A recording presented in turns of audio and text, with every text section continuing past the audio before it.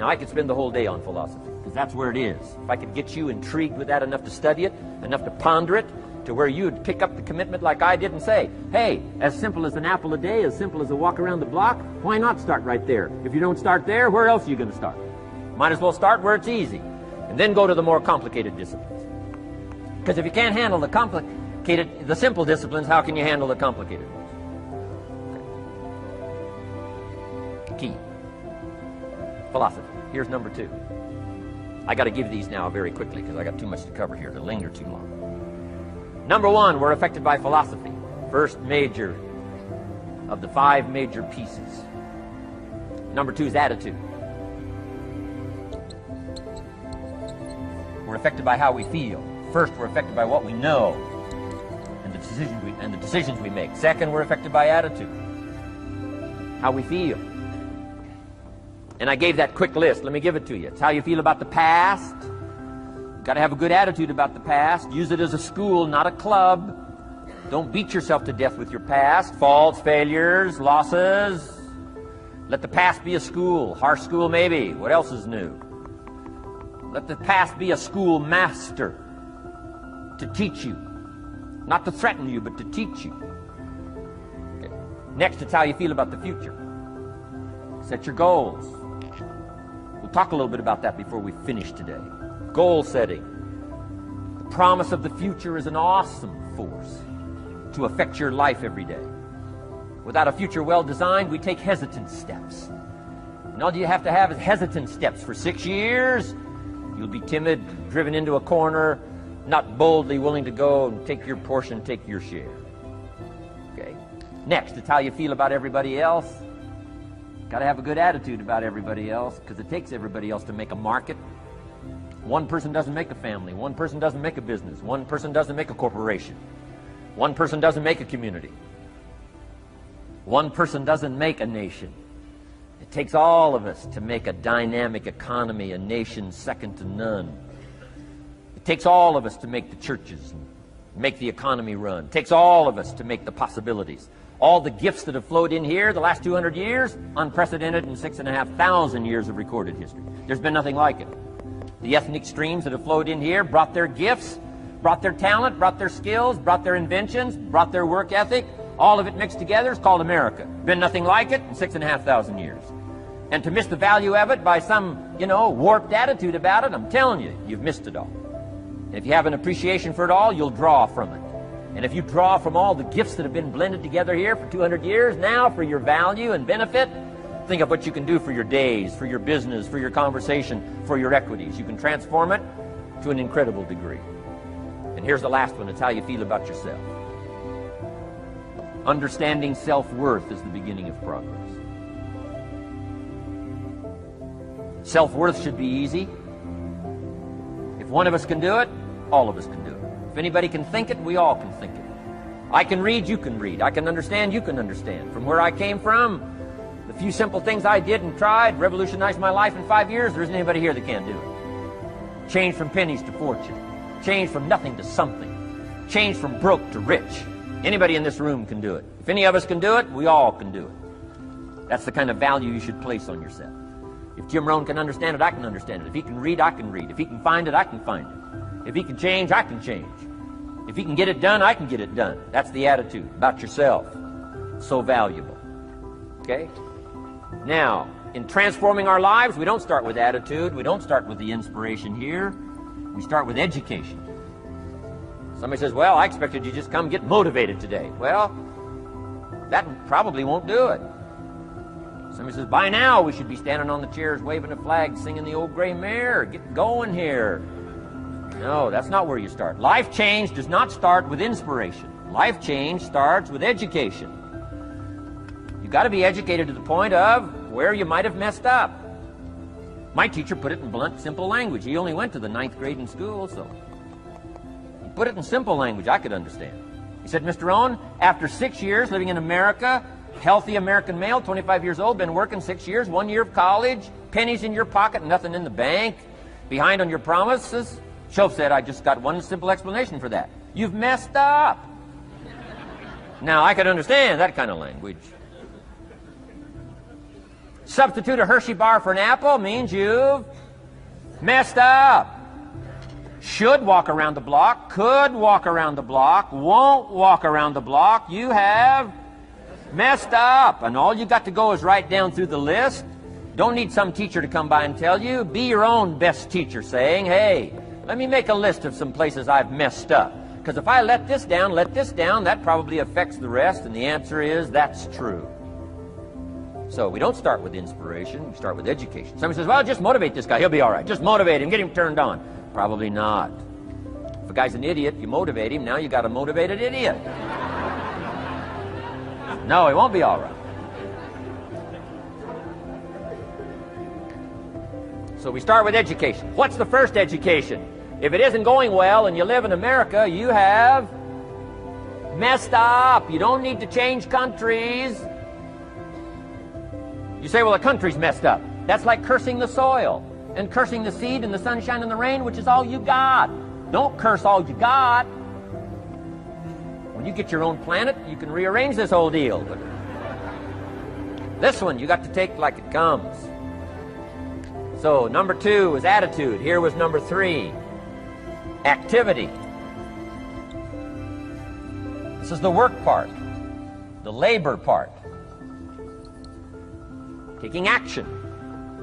And the activity is the miracle working piece. A miracle being something we don't quite understand how it works. Doesn't mean it doesn't work. It means we just don't quite understand how it works. Miracles work. God says. Now, I'm an amateur on God, but here's my best analysis. God says, if you'll plant the seed, I'll make the tree. Now, that's a good arrangement. Number 1, gives God the tough end of the deal. What if you had to make the tree? That'd keep you up late at night trying to figure out, how do you make a tree? Say, no. I'm telling you, the mystery and the miracle of this stuff has already been set up. God says, I got the miracle going, I got the seasons going, I got some sunshine and some rain, and I'm God. But the way I've arranged it, I just need somebody to plant the seed, not chant. In California, they're trying to chant to get this stuff done. Forget this California stuff. You don't have to rub a crystal and sleep under a pyramid. This stuff's too easy. Getting rich is too easy. Changing your life is too easy. Forget all that. Right? Massive bombard, affirmation, forget all that. My opinion. Ocean waves and seagulls? Come on, this stuff's too simple. Just simple, easy stuff. But if you neglect it, that's how it piles up year after year, if you're willing to straighten it out. And here's one of the keys. It's called activity. It's called disciplines. Turning wisdom from your philosophy and inspiration, the strengthening of attitude, faith, courage, commitment, and all this stuff that comes from attitude. If you're willing to take these 2 qualities, philosophy and attitude, and invest it into activity, you can have a miracle. Anything short of that, no miracle. Wisdom doesn't perform a miracle. Attitude doesn't perform a miracle. The only thing that performs a miracle of increase called equity is called putting wisdom and attitude into discipline, into labor. And this labor now can perform a miracle. And here's the 2 parts to the labor. 1, do what you can. Number 2, do the best you can. Can't give you better advice than that. Number 1, do what you can. You just got to go home and make a list after today. And here's the question to ask as you make this personal list. What am I not doing that would be easy to do? That could greatly change my health, my wealth? What am I not doing I'm neglecting that would be easy to do? Just go home and answer that question personally. You don't have to put the answers on a public bulletin board. This is just all personal stuff. From the walk around the block to the apple to what to do with your money, which we're going to cover today. What does a child do with $1? We're going to cover that today. Errors in judgment, disaster. A few simple disciplines, wealth beyond imagination. And if you'll pick up the activity part, the miracle working part, plant the seed part, take care of your part. The soil will take care of its part, and the seed will take care of its part. The seasons will take care of their part. The miracle will take care of its part. If you'll take care of your part, called putting it into activity, action. Works miracles. 2,000 years ago, on April 13th, one of Jesus' disciples. Now again, I'm an amateur on the Bible, but best as I can remember it, one of Jesus' disciples said to Jesus,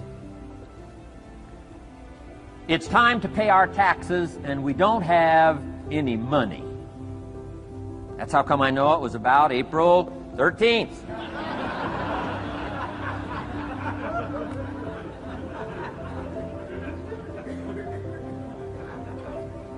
To this statement by his disciple, Jesus said, best as I can read the record, Jesus said, "No problem." Now, why could he say no problem? Well, word has it, he was a miracle worker. Word has it, if you're a good student of history, word has it, he was a miracle worker. If you handed a problem to a miracle worker, what would he be inclined to say? No problem. You got to hang out with folks like that. I belong to a small group like that. We do business around the world. You hand these guys a problem, they say no problem. What? How many books would they read to solve it? Many as it takes. How early would they get up? Early as it takes. How much information would they get? Much as they needed. So it's what? No problem. You got to hang out with folks like that. Jesus said this will be no problem, the tax thing. He said to his disciple, it's simple. Go fishing. Wow.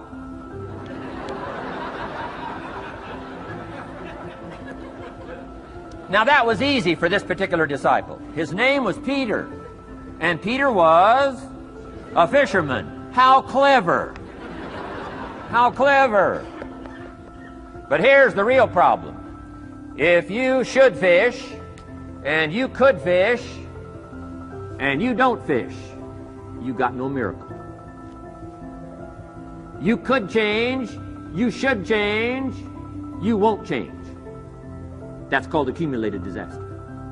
In 6 years, you'll be explaining instead of celebrating. Having some ragged list like I had, reasons for not doing well, pennies in my pocket.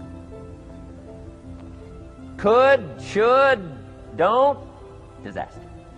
And if you'll just start the process of change, could, should, and will, you can start this whole process. And if you will, then put it into action, the miracle belongs to you. Jesus said to his disciple, it'll be simple. Go fishing, and the first fish you catch, look in his mouth. Peter said, okay. He was used to strange things happening in this relationship. Peter goes fishing, catches the first fish, looks in his mouth. Guess what's in the fish's mouth? Coins. Peter says, wow, coins. Starts counting the value of these coins, and when he adds it up, guess how much it added up to? Exactly enough money to pay his taxes and Jesus' taxes. Which gives you Jesus' position on taxes.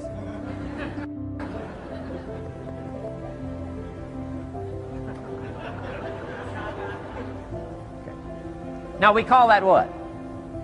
A miracle. Only because we don't quite understand how it works. It doesn't mean it doesn't work.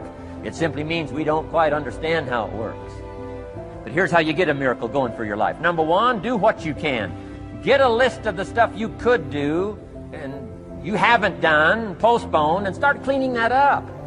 You can't start at a better place for personal change. That'll affect your bank account, affect your future, affect your income, affect everything. You can't start a better life change process than cleaning up what you should be doing. The man says, well, my mother lives down in Florida. Should have written her 6 months ago. I just can't seem to get that letter written. I'm asking you to get that letter written, clean that up, and don't walk like other people walk. Don't postpone like other people postpone. You say, well, is it as simple as writing a letter? And the answer is yes. Where else would you start for life change, personal change? You don't need a pink package to fall out of the sky. You don't need massive bombard, pre-conscious, subconscious. Practice channeling, find a 2,000-year-old guru. I mean, you don't need any of that stuff. Pass on all that. Kids are afraid of that stuff. Too much of it, you'll be out on a limb with Shirley. I mean, don't pass on all that stuff. This stuff's too easy. This stuff's too simple. It's called take action, number one, on neglect, on errors, in discipline. Number two, start setting up some disciplines. And if you'll do that, you'll perform a miracle. Now, here's the second part of the miracle. Number one is do what you can. Here's number two, do the best you can. If that's not your philosophy, I would ask you to amend it. Let me give you the best of ancient script. Here's what it says. Whatever your hands find to do, do it with all your might, do it with all your strength, and do it with all your power. What a good philosophy. That kind of philosophy will revolutionize your life if you haven't picked it up late. Guy slips in late, company doesn't seem to mind, slips out early, first one in the parking lot, heading for happy hour. Stretches his break, comes early for lunch, late back from lunch, company doesn't seem to notice. Guy says, best as I can calculate, I'm putting in about a half a day's work and I'm collecting a full day's pay. And the guy says, I got it made. Little does he know the seeds of his own disaster are already being sown by the weakness of his own personal philosophy. It's not the economy that's going to determine your next 6 years. It's your philosophy about labor and about activity and about miracle and soil and seed and sunshine and rain and the economy and the banks and the money and the companies and the schools and what's going on. It's your philosophy and your attitude and then your ability to take action. All of that we call the process of life change, miracle working. Number 1, do what you can. Number 2, do the best you can. Here was number 4. Results. Results. Every once in a while, you got to take a measure, see how you're doing with these 3 pieces: philosophy, attitude, activity. Now we take a measure called results. What is the results at the end of the day, the results at the end of the week? You can't let too much time go by without checking. When time goes by, 6 years I'd been out there working when I met my teacher, Mr. Shope. Shope said, well, Mr. Rohn, let's just go through a little summary here. He said, in the last 6 years, how much money have you saved and invested? Let's go through a little tab list here. How much money have you saved and invested the last 6 years? I said, what?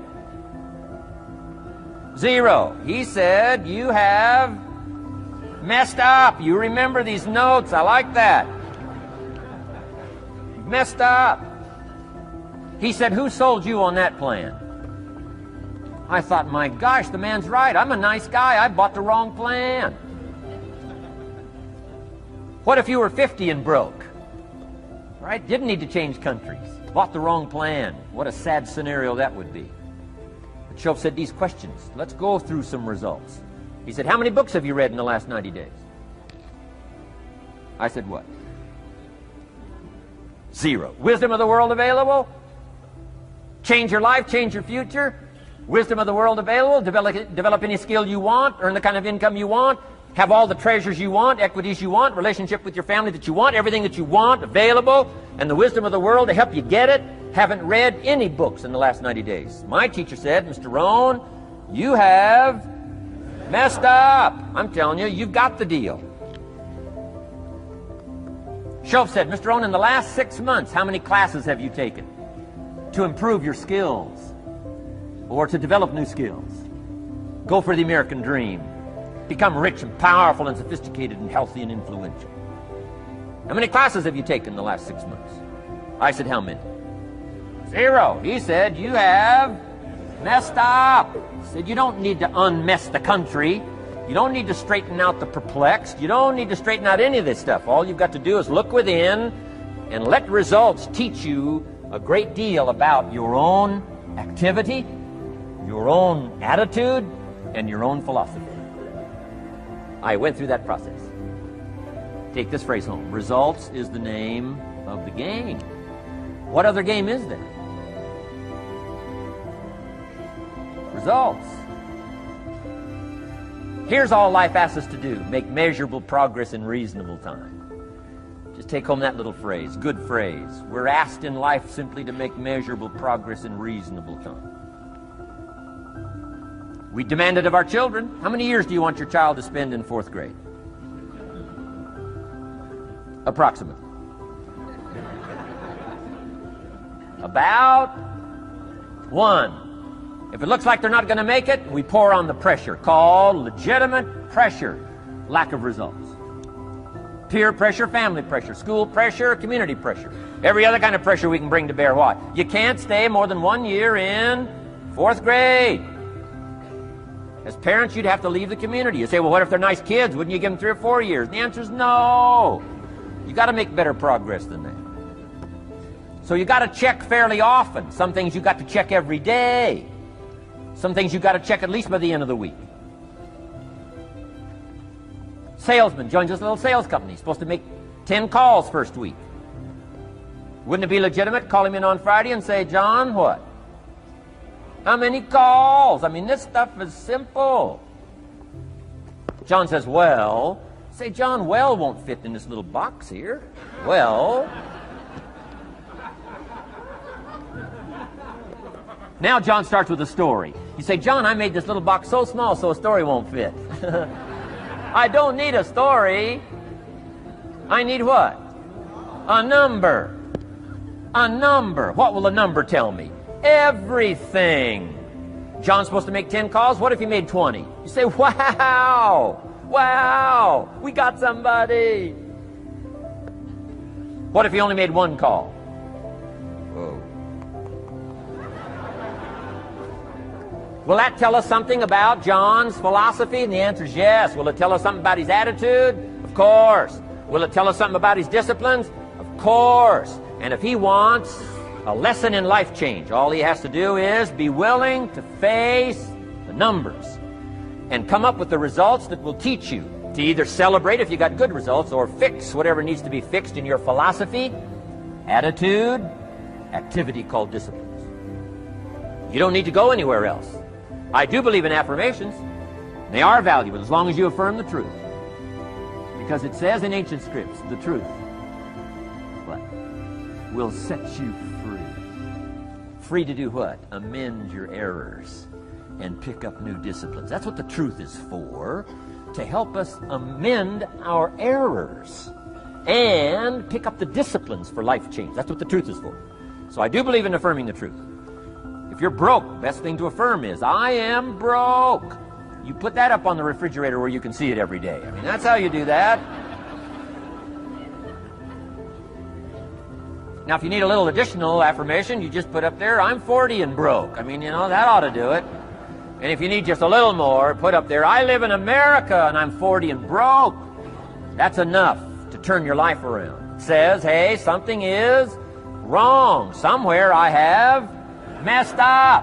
And I'm telling you, if you'll start with that, it's called the process of life change, and it doesn't matter how small the process is to start. One discipline starts it, and then one discipline feeds another, and the first thing you know, you've got this whole cycle in an upward positive motion. And it's called life change. It's called income change. It's called health change. Relationship with your family change. Equities unprecedented that you can have in numbers that will stagger the imagination if you do not curse what's available and start amending what's possible to get the results that you want. I don't think I can put it in any better language. That's it. Kids can do it. Teenagers can do it. Parents can do it. Managers can do it. Right? Government officials can do it. Anybody can do it. Anybody can do this stuff called personal change. Wow. Results is the name of the game. Success is a numbers game.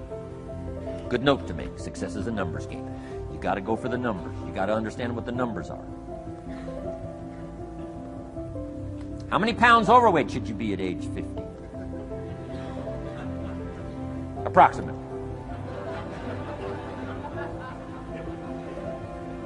John says, I got big bones. We'll give you 10 pounds.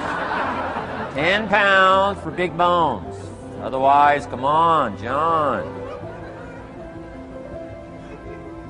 20 pounds, 25 pounds. Shouldn't we turn on the caution light at work and at home? Blinking caution light. So this is what's that caution light? So John's up about 20, 25 pounds. We got the blinking light going at home. Got it going here at work. To remind him what? Wrong numbers. 35, 40 pounds, red light, blinking at home. Somebody says, what's that blinking red light? Say, John's up about 40 pounds.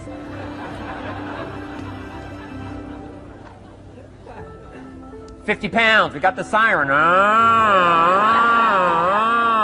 What's that siren at home and at work? John's up about 50 pounds.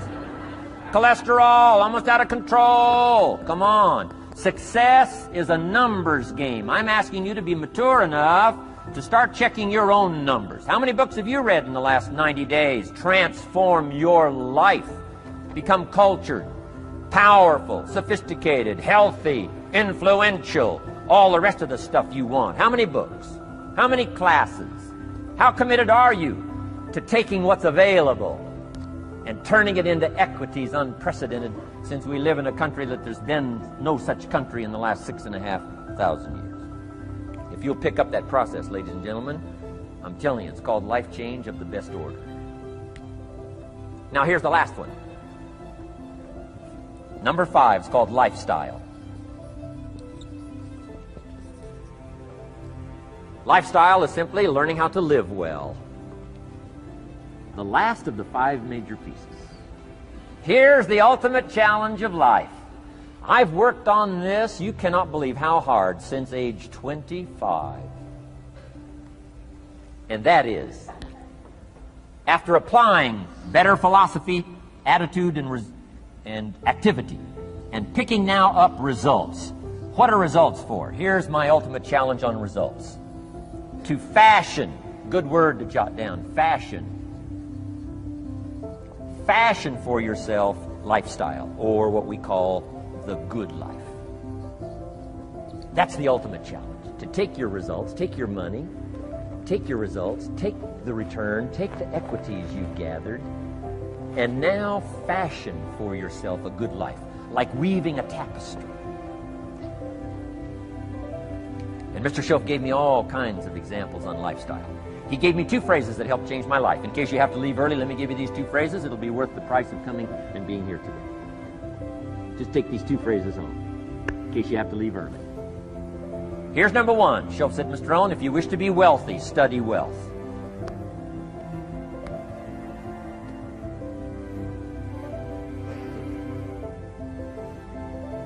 When he said that, I said, my gosh, I don't know anybody that studies wealth. Where am I going to learn it? He said, never mind, Mr. Owen, now that you've met me, if you'll be with me for a while, he said, and if you'll commit yourself, he said, I will teach you. And he taught me. He taught me the books. He taught me the stuff. Changed my life. By the time I was 31, I was a millionaire. The man taught me well.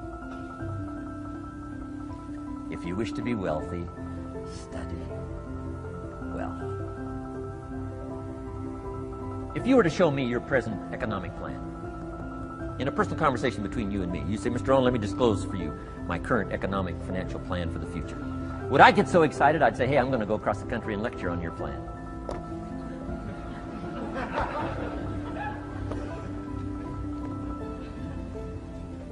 And if the answer is no, Mr. Owen, you probably wouldn't want to go across the country and lecture on my plan. Here's my question to you. Why not? Why wouldn't you have a superior, powerful financial plan that's taking you to the places you want to go? I'm asking you, if you find yourself caught like I was at age 25, make the personal commitment today and say, I'm going to study and I'm going to change, and 5 years from now, nobody's going to be able to say, how come you don't have a superior plan living in a superior country with superior opportunity? Nobody's going to be able to say that 5 years from now of me. If you'll make that commitment, I'm telling you, this will be one of the most exciting days of your life. Not because of my seminar. It'll be one of the most exciting days of your life because of your commitment to this simple little process I've outlined for you. Here was the second phrase. Mr. Shoaff said, Mr. Owen, if you wish to be happy, study happiness. I didn't know happiness was a study. My best hope for happiness at age 25 was to just go through the day with my fingers crossed, hoping somehow something would make me happy. Shoaff said, no, Mr. Owen, happiness is not something you postpone. Happiness is not something off in the future. Happiness is something you design. You've got to get the word. Happiness is something you design. Happiness is a study. Happiness is a practice. Happiness is an art. It's not an accident. It's an art. And anybody that wants to can study, practice the art of happy living. Happiness is like culture. Money doesn't make you cultured, but culture is within the grasp of all of us. How much is a book on sophistication in the marketplace? $4,000? No, $40. I'm telling you, in America, everything's available. Everything's within reach. All you have to be is committed to it and make it a study. Culture is a study. Sophistication is a study. It's not an amount. It's not an account. It's a study. Money doesn't make you sophisticated and cultured. I know a guy that's rich. He's a clod. The guy's a clod. Eats with his elbow in his soup. I mean, he's just a clod. Nothing much more pitiful than a rich clod. I mean, it's a sad thing to see. Money doesn't make you sophisticated. Only study and practice makes you sophisticated. Only study and practice makes you cultured. And only study and practice makes you happy. Study and practice makes you rich. Key phrase, don't be lazy in learning. 1, how to do well. Next, how to live well. Don't be lazy in learning and practicing the art of economics, practicing the art of productivity, and practicing the art of lifestyle. Shoaff taught me in such simple terms. Shoaff said, Mr. Owen, if you're getting your shoes shined, Shoe Shine Boy's done an exceptional job. You look down, you got one of the world's all-time great shines. And you pay him. And now, you got a little change in your hand. Question pops in your mind. Should I give him 1 quarter or 2 quarters as a tip from a neat shine? Here's what Shoaff said. If 2 amounts pop in your mind, always go for the higher amount and become the higher thinking person. That helped change my life. Here's what he said. Become a 2-quarter person. Now you can tell that was a long time ago when a quarter was a good tip. Now it takes dollars. But just substitute 1992 dollars for quarters. Shoaff said, hey, if you are thinking 1 quarter or 2 quarters and you say, well, no, I'll just give him 1 quarter. He said, that'll affect you the rest of the day. The rest of the day, you'll look down, see this great shine, you'll say, I got to be really cheap. 1 lousy quarter, tip from a shine. But he said, if you'll go for the 2 quarters, Shoaff said, you can't believe the extra happiness you can buy for just an extra quarter. That's called studying and practicing the art of lifestyle, which means living well. Money doesn't make you happy. Father wads up a $20 bill, throws it at his son. And says, if you need the darn stuff that bad, take it, just get out of my face. How sad, a father with money and no joy. He studied economics, but he never studied joy. I'm asking you to turn that around. Turn that all around. I did a seminar one time, St. Louis, Missouri. When I finished a seminar like this, a man walked up and said, Mr. Owen, you've really gotten to me. He said, I'm going to change my philosophy, I'm going to change my attitude, I'm going to change my life, I'm going to change everything. He said, you've touched me today. And he said, you'll hear about me. You'll hear my story someday. I said, okay. Right? A lot of people, right, say things. Sure enough, a few months later, I come back to St. Louis, did another seminar. When I finished my seminar, I saw this man come walking up. I didn't remember his name, but he said, I'm sure you'll remember me as the man who said, I'm going to go make some changes. You've touched me today. I said, I do remember you. He said, I'm telling you, things are already happening for me. I cannot believe in just a matter of months. He said, one of the things I decided to change was my relationship with my family. He said, my wife and I have 2 lovely teenage daughters. Parents couldn't ask for any more beautiful, lovely daughters.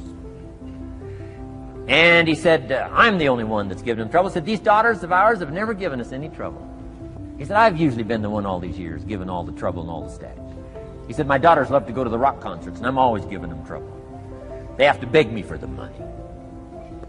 He said, I don't want you to go. You stay out too late. Music's too loud. You're going to ruin your hearing. You won't be able to hear the rest of your life. And he said, I just get on their case. And he said, they keep begging, keep begging. Finally, when they beg long enough, I say, all right, here's the money. If you have to go that bad, just go. So that's how I've been up until now. But he said, after I left your seminar, I decided to change all that, called lifestyle, living well. He said, you won't believe it. Not long ago, I picked up the newspaper, and I saw an advertisement, and I knew my 2 daughters, it was one of their favorite performers, was coming to town. He said, guess what I did? He said, I went down and bought the tickets myself and brought them home, put them in an envelope, And when I saw my daughters later that day, he said, I handed them this envelope, and I said to my two lovely daughters, you may not believe it, but inside this envelope are 2 tickets for the upcoming concert. They could not believe. And he also added, you'll be happy to know, begging days are over. Now they cannot. He said, now don't open the envelope till you get to the concert. They said, okay. So they go to the concert come concert time, open up the envelope, hand the tickets to the usher. He says, follow me. And he starts down front. The girls say, hey, hold it. Something must be wrong. He takes another look, says, no, nothing's wrong, follow me. 10th row, center. Now they cannot believe. 10th row, center. The only tickets they were able ever to beg for was, right, 3rd balcony, can't see. He said, I stayed up a little late that night. Sure enough, a little after midnight, my 2 daughters come bursting through the front door. One of them lands in my lap. The other one's got her arms around my neck. They're both saying, you got to be one of the all-time world's great fathers. He said, Mr. Owen, you're right. I can't believe. Same money, different father. He said, I've started making the changes, and I decided to start with my teenagers, my girls. He said, what a difference it's making in my life. And I'm telling you, you can do that with your lifestyle. You can do it with your sales career. You can do it with your management career. You can do it with any part of your life. If you're looking for equities, unmatched. Do not curse the only thing you have. Don't complain about the only thing you have, which is seed and soil, sunshine, rain, miracle, and seasons. But start changing and processing and evaluating things like we're covering today, and this process of change will take off for you. You will not believe what can happen in such a short period.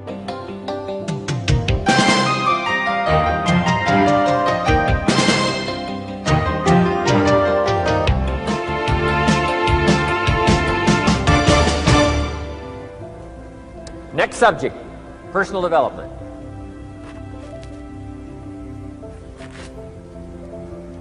Some of the things Mr. Shoaff taught me starting at age 25, some things came quickly, some things came easily. Setting goals, that was easy. We're going to talk about that later on. But this one I had to struggle with, personal development. It was hard for me to give up my old blame list. It was so comfortable blaming the government and blaming my negative relatives and the company policy, unions, wage scale, economy, interest rates, prices and circumstances and all that. That was difficult for me to give up. That was quite a transition for me to make, and blaming myself. But Mr. Shoaff started out with something very, very important. Let me give that to you.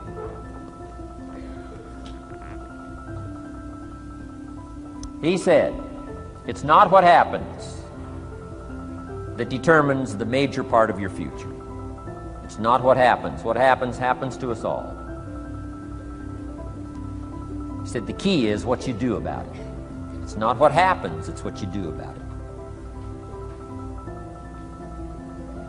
And he said if you will start that process of change, do something different the next 90 days than you did the last 90 days, like picking up the books to read.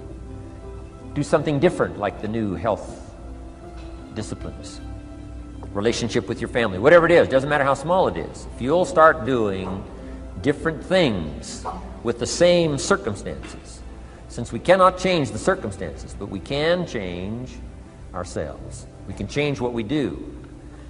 And then he gave me another secret to success when he said, what you have at the moment, Mr. Owen, you've attracted by the person you've become. What you have at the moment, you've attracted by the person you've become. Few little simple principles here. Once you understand these, it starts to explain so much.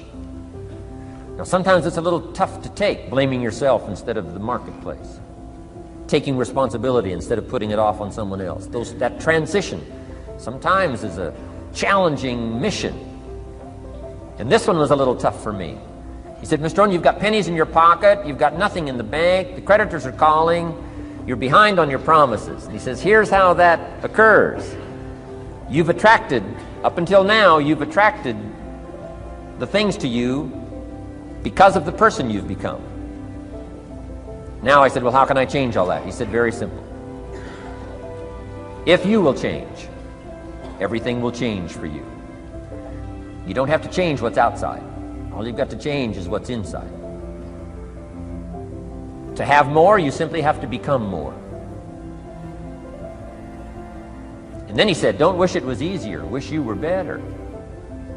Don't wish for less problems, wish for more skills. Start working on yourself, making these personal changes, and he said it'll all change for you.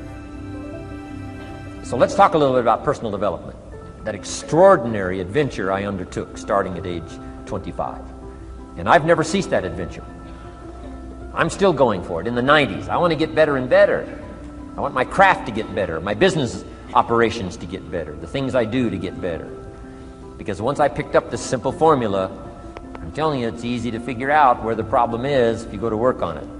Now, let's talk about personal development. And in helping kids understand personal development, I always start with money.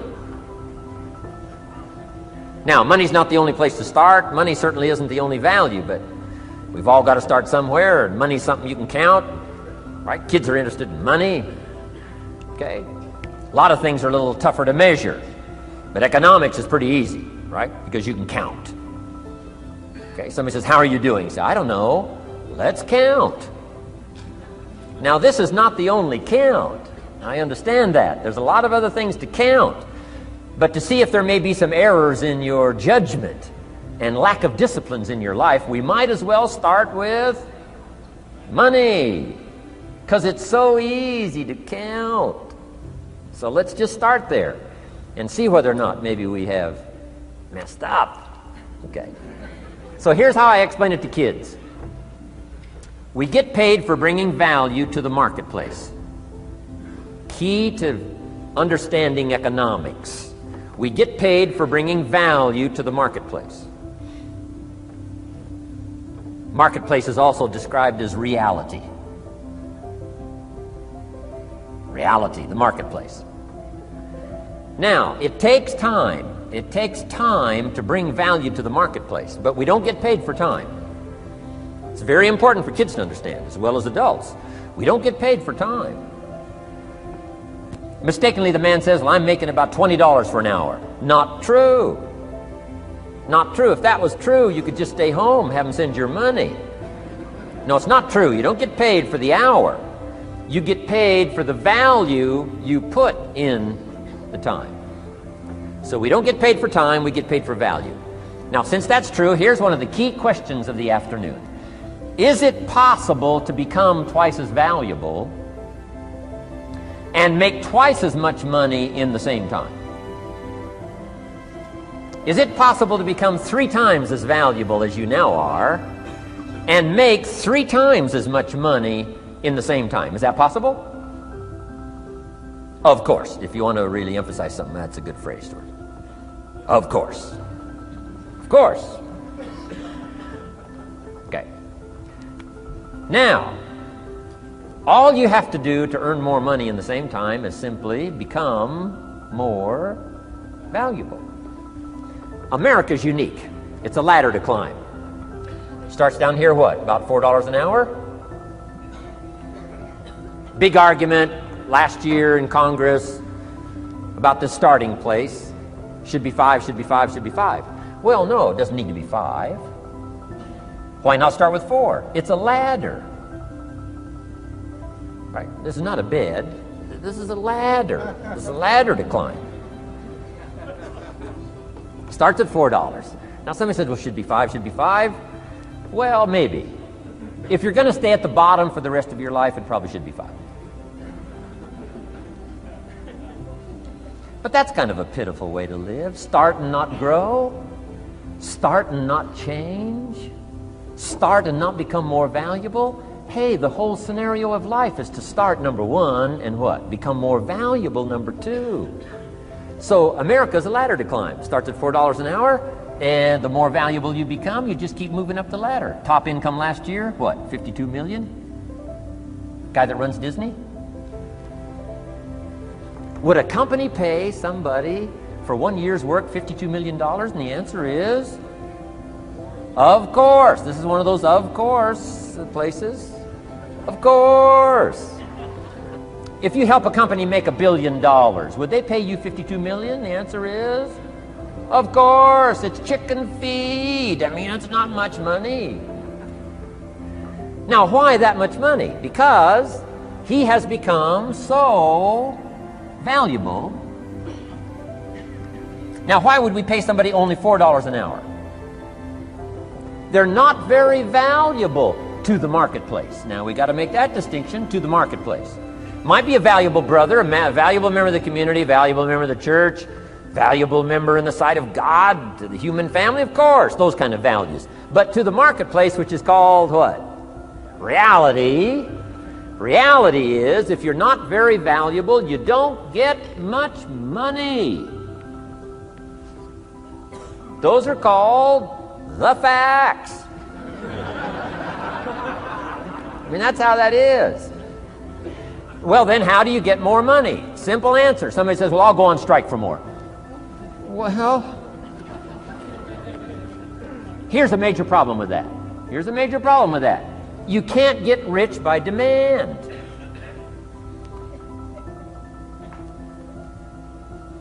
Somebody says, well, I'm waiting for a raise. I'm telling you, it's easier to climb than to wait for a raise. Why not just become more valuable rather than wait? I'm telling you, that's the key to all good things. Becoming more valuable. Why would we pay somebody $400 an hour? They've become more valuable to the marketplace. See how this works? I'm telling you, this stuff is so easy. This is America. This is a ladder. How far is it from 4 to 5? I'm telling you, it's not far. $4 to $5 an hour? If you work for McDonald's, haul out the trash, they'll pay you $5 an hour. If you whistle while you haul out the trash, they'll pay you $5 an hour. I'm telling you. You'll get an extra $1 just for a good attitude. Yay, McDonald's. Wear the hat. It's incredible. $5. And then you just keep becoming more valuable, more valuable, more valuable. I got a telephone call 5 years ago. The company said, we're ready to expand internationally. We need some help. I was sort of semi-retired. Right? Looking for the next exotic beach. They said, no, Mr. Rohn, we got a project for you. Right? Going to expand internationally. We could use your help. Next little while, we'll add some millions to your fortune, make it worth your while. I said, okay. I thought later, isn't that interesting that they called me? My second thought was, of course they'd call me. Who else would they call? I mean, you know, I can get the job done. Now, how come I got a telephone call worth millions? I had become valuable. Now, I'm a farm boy from Idaho. I was raised in obscurity. 1 year of college, and I thought I was thoroughly educated. Made all kinds of mistakes galore. At age 25, the creditors are calling me saying, hey, you told us the check was in the mail. I got pennies in my pocket. I got nothing in the bank. I'm behind on my promises. How come I get a telephone call 5 years ago and it's worth millions? I changed. I turned my life around. Is it possible to become worth millions? Speaking economically, now there's a lot of values to become, but let's just talk economics. Is it possible to become that valuable? And the answer is, of course, of course. Now let me give you the secret. Shoaff said, here's the secret, Mr. Rohn. Learn to work harder on yourself than you do on your job. Once I got that, it turned my life around. Learn to work harder on yourself than you do on your job.